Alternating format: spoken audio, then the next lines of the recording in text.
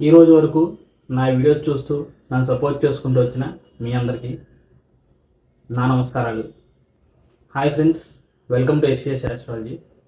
మనం ఈ వీడియోలో డిస్కస్ చేయబోయే టాపిక్ ఏంటంటే శుక్రగ్రహం సప్తమ స్థానంలో ఉంటే ఎటువంటి ఫలితాలు ఇస్తాడు అనే విషయాన్ని అయితే మనం చూద్దాం. ఈ శుక్రుడు సహజంగా శుభత్వం పొందిన గ్రహం కాబట్టి జనరల్గా అయితే కేంద్ర స్థానంలో బాగానే పనిచేస్తాడు. కానీ కారకో భావనాశయ కాన్సెప్ట్ ప్రకారం అయితే కలత్రాధిపతి అయిన శుక్రుడు సప్తమంలో ఉండకూడదు అని అయితే అంటారు. కానీ అది ఎంతవరకు పనిచేస్తుందో నేనైతే ప్రాక్టికల్గా చూడలేదు. ఈ కారకో భావనాశయ కాన్సెప్ట్ కన్నా ఆ సప్తమంలో ఉన్న శుక్రుడు ఎంతవరకు బలంగా ఉన్నాడు, ఏ గ్రహాలతో కలిశాడు, ఏమైనా ఎఫ్లిక్షన్ ఏమైనా ఉందా అనే విషయాన్ని మనం ముఖ్యంగా అయితే తీసుకోవాలి.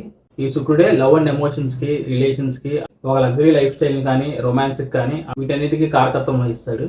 ఇటువంటి గ్రహం వెళ్ళి సప్తమంలో ఉన్నందువల్ల ఈ సప్తమ భావానికి ఈ కారకత్వాలన్నీ అప్లికేబుల్ అవుతాయి. ఈ కాంబినేషన్ కలిగిన వారికి అందమైన భర్త కానీ లేకపోతే భార్య కానీ వచ్చేదానికి అవకాశాలు ఉంటాయి అనేది మనం చెప్పొచ్చు. ఆ భావంలో ఉన్న శుక్రుడి మీద ఎటువంటి పాపగ్రహాలకు ప్రభావం లేకుండా ఆయన బలంగా కనుక ఉన్నట్లయితే ఖచ్చితంగా ఆ పర్సన్స్ అనే వాళ్ళకి ఆ మ్యారేజ్ లైఫ్లో మంచి బాండింగ్ అని రిలేషన్షిప్ అనేది కనిపిస్తుంది మనకి. సప్తమంలో ఉన్న శుక్రుడి యొక్క సప్తమ దృష్టి అనేది డైరెక్ట్గా లగ్న స్థానం మీద ఉంటుంది కాబట్టి సో వచ్చే భార్యాభర్తే అవ్వక్కర్లేదు, ఆ పర్సన్స్ అనే వాళ్ళు కూడా ఆ విధంగా ఫిజికల్గా బాగా అట్రాక్షన్ కలిగి ఉంటారు. ఇంకా ఈ సప్తమ స్థానం అనేది ఒక బిజినెస్ హౌస్గా కూడా చెప్తూ ఉంటారు కాబట్టి ఈ శుక్రుడి యొక్క పాజిటివ్ ఎనర్జీ కారణంగా రిలేషన్షిప్స్ అండ్ కమ్యూనికేషన్ అనేది బాగా మెయింటైన్ చేస్తారు అందరితో. సో దాని కారణంగా బిజినెస్ రిలేషన్షిప్స్ కానీ లేకపోతే కస్టమర్తో రిలేషన్షిప్స్ అనేవి చాలా బాగుంటాయి. మెయిన్గా ఈ కాంబినేషన్ వల్ల మనం ఏం చెప్పొచ్చు అంటే మ్యారేజ్ తర్వాత వీళ్ళ లైఫ్ అనేది చాలా బాగుంటుంది అనేది మనం 100% కాన్ఫిడెంట్గా అయితే మనం చెప్పొచ్చు. ఇప్పుడు అలా కాకుండా ఫర్ ఎగ్జాంపుల్గా ఆ సప్తమ భావంలో ఉన్న శుక్రుడు ఏదైనా ఎఫ్లిక్షన్ పొందినా అంటే పాపగ్రహాలతో కలవడం, అంటే రవిగ్రహంతో అసంగతం కానీ, రాహుకేతు సంబంధం కానీ, లేకపోతే సప్తమంలో ఒకవేళ నీచ స్థానంలో ఉన్నా అప్పుడు ఏమవుతుందంటే ఆయన అనుకున్నంత విధంగా పాజిటివ్గా పని చేయలేడు. దీని కారణంగా మనకి ఏమవుతుందంటే మ్యారేజ్ అనేది అవ్వడం చాలా లేట్ అవ్వచ్చు, లేకపోతే మ్యారేజ్ చేసుకునే విషయంలో బాగా కన్ఫ్యూజన్ అనేది క్రియేట్ అవుతుంది. ఇటువంటి విషయాల్లో బాగా కన్ఫ్యూజన్ కానీ లేకపోతే పెళ్ళి అయిన తర్వాత మంచి అండర్స్టాండింగ్ అండ్ బాండింగ్ అనేది లేకపోవడం, దీనివల్ల ఏమవుతుందంటే వాళ్ళ మ్యారిటల్ రిలేషన్లో మెచ్యూరిటీ అనేది మిస్ అవుతుంది. దీని కారణంగా మ్యారేజెస్ అనేవి అంత స్టేబుల్గా అయితే ఉండవు. ఇంకా ఎక్కువ పాపగ్రహాల ప్రభావం కనుక ఉన్నట్లయితే సపరేట్ అయిపోవడం కానీ లేకపోతే ఎక్స్ట్రా మ్యారిటల్ అఫైర్స్ అనేవి క్రియేట్ అవ్వడం ఈ విధంగా కూడా పనిచేస్తాయి. ఇక మనం చివరిగా ప్రాక్టికల్గా ఒక ఎగ్జాంపుల్ తీసుకుని ఈ వీడియోని అయితే ఏం చేద్దాం. దీనికోసం మనం ధను లగ్నాన్ని తీసుకున్నాం. ఇప్పుడు ధను లగ్నానికి సప్తమంలో శుక్రుడు అంటే మిథున రాశిలో శుక్రుడు ఉంటాడు. ఈ లగ్నం వారికి శుక్రగ్రహానికి లాభ షష్టాధిపత్యం అనేది వచ్చింది. సో కంప్లీట్ అక్కడ ఉపచయ స్థానాలకు ఆధిపత్యం వచ్చింది. సో అందుకని ఆయన కంప్లీట్ పాపగ్రహంగా ప్రవర్తిస్తాడు. అందులోని గురుపాద లగ్నం కాబట్టి ఈ విధంగా మనం ఏం చెప్పొచ్చు అంటే 6వ స్థానానికి 7వ స్థానంతో కనెక్షన్ అనేది వచ్చింది.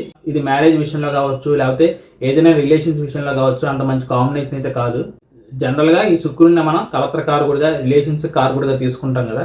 ఈ విధంగా ఇక్కడ శుక్రుడు మనకి ఒక పాపగ్రహంగా సప్తమ స్థానం ఉన్నాడు కాబట్టి ఆ రిలేషన్స్ విషయంలో, మ్యారేజ్ విషయంలో ఎక్కువగా ప్రాబ్లమ్స్ అండ్ ఇష్యూస్ని మనం క్రియేట్ చేయొచ్చు. అక్కడ సప్తమంలో శుక్రుడు ఒకడే ఉండి ఎటువంటి పాపగ్రహాలకు ప్రభావం లేకుండా ఉంటే అది చాలా వరకు మంచి విషయమే. అలా కాకుండా ఒకవేళ ఆయన ధను లగ్నానికి పాపగ్రహాలతో కలిసి ఉన్నాడు అనుకోండి, అప్పుడు ఇంకా మనకు వచ్చే ఫలితాల్లో నెగిటివిటీ అనేది ఎక్కువ ఉంటుంది.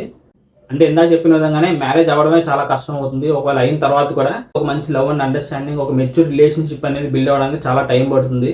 అలాగే పాపగ్రహాలతో కూడిన దశల్లో ఈ శుక్రుడు యాక్టివేషన్లోకి వచ్చినప్పుడు మ్యారేజ్ విషయంలో ఇంకా బాగా ప్రాబ్లమ్స్ అండ్ ఇష్యూస్ అనేవి క్రియేట్ అవుతాయి. ఈ విధంగా మనకు ఫలితాలు అయితే ఉంటాయి. ఫైనల్గా సప్తమంలో శుక్రుడు మంచిదా కాదా అంటే ఈ కాంబినేషన్ అయితే మంచి కాంబినేషనే. ఎవరికైతే ఈ ప్లేస్మెంట్ అనేది ఉంటుందో వాళ్ళు మంచి పబ్లిక్ రిలేషన్స్ని మెయింటైన్ చేస్తారు. సో ఆ రిలేషన్షిప్ బిల్డింగ్ కానీ ఆ కమ్యూనికేషన్ స్కిల్స్ వల్ల వీళ్ళకి ఎటువంటి ఎఫ్లిక్షన్ లేకుండా కనుక ఉన్నట్లయితే దాని కారణంగా వీళ్ళకి కలిసి వచ్చేదానికి అవకాశాలు అనేవి ఉంటాయి. ఈ శుక్రగ్రహానికి ఇంకో స్పెషాలిటీ ఏంటంటే నవాంశ చక్రానికి శుక్రగ్రహాన్ని ఆధిపత్యంగా తీసుకుంటాం కాబట్టి సో మనకు కనుక ఫర్ ఎగ్జాంపుల్గా సప్తమంలో శుక్రగ్రహం ప్లేస్మెంట్ అనేది D1 చార్ట్లో కనుక ఉన్నట్లయితే D9 చార్ట్లో ఏదైనా ఎఫ్లిక్షన్ ఉన్నా లేకపోతే D9 చార్ట్లో ఒకవేళ ఆయన నీచపడ్డాడు అనుకోండి, అప్పుడు మనకి ఏమవుతుందంటే ఇక్కడ సప్తమంలో శుక్రుడు బాగున్నప్పటికీ మనకి నెగిటివ్గా ఫలితాలనే వస్తూ ఉంటాయి. సో ఆ విషయాన్ని కూడా మనం ఖచ్చితంగా గమనించుకోవాలి. నవాంశ చక్రంలో శుక్రుడు ఎలా ఉన్నాడో చూసుకోవాలి. ఇది ఫ్రెండ్స్ నా వీడియో అనేది 7th హౌస్లో వీనస్ ఉంటే ఎటువంటి ఫలితాలు వస్తాయి అనే విషయం గురించి. నేనైతే కాన్సెప్ట్ సంబంధించిన అన్ని విషయాలు మీకు తెలియజేశానని భావిస్తున్నాను. ఇంకా మీకు దీనికి సంబంధించిన విషయాలు ఏదైనా డౌట్స్ ఉంటే మీరు తప్పకుండా కామెంట్ సెక్షన్లో తెలియజేయండి. Thank you friends, thank you for watching my video and thank you so much for your time. నా సైడ్ నుంచి రిక్వెస్ట్ ఏంటంటే ఈ వీడియోలో కంటెంట్ అనేది మీకు నచ్చితే మాత్రమే దీని అయితే లైక్ చేసి నా ఛానల్ సబ్స్క్రైబ్ చేసుకోండి. మీరు ఎవరైనా పర్సనల్గా కన్సల్టేషన్ తీసుకోవాలనుకున్నట్లయితే స్క్రీన్ మీద కనిపిస్తున్న నెంబర్కి మీరు కన్సల్ట్ అవ్వచ్చు. ఇదే విధంగా వచ్చే అప్కమింగ్ వీడియోస్లో మరిన్ని ఇంట్రెస్టింగ్ విషయాలతో మనం కలుద్దాం. అప్పటి వరకు bye friends, see you very soon and Jai Hind.